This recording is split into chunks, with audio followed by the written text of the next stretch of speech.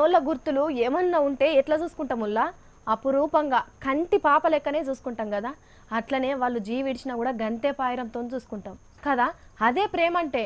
అట్లనే మన అవ్వలదో నానమ్మలదో తాత ముత్తాతల గోరిని కూడా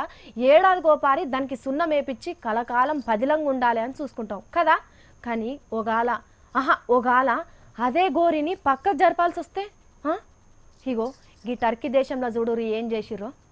ఇగో ఇది టర్కీ దేశంలో ఉన్న ఓ రాజు కొడుకు సమాధి ఆ దేశానికి ఒట్టో మనోళ్ళతోని ఆపదచ్చినప్పుడు రాజు కొడుకు పానం అడ్డం పెట్టి పబ్లిక్ పానాలు కాపాడిండట అగో అందుకే పాయిరం కొద్ది ఎండకు వానకు వరదలకు కొట్టుకపోకుండా ఎక్కడెక్కడ గుట్టల నుంచో రాళ్ళు తెచ్చి మస్తు బందోబస్తుతో కట్టిరు ఈ సమాధిని పబ్లిక్ అంతా ఎంతో పాయిరంగా చూసుకునేది కానీ ఈ నడుమ సర్కారు వాళ్ళు కరెంటు తయారు చేసేటందుకు ఆలోచన చేస్తే ఈ గోరి జాగల్లే మంచిదంతా వెళ్ళిందట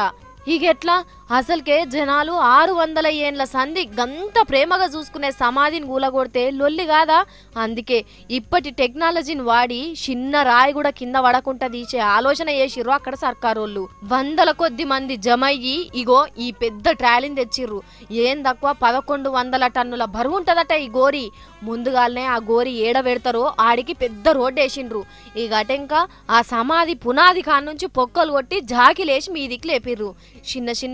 చిన్నగా నడిపించుకుంటా ఎట్లా తీసుకుపోతున్నారో చూడుర్రి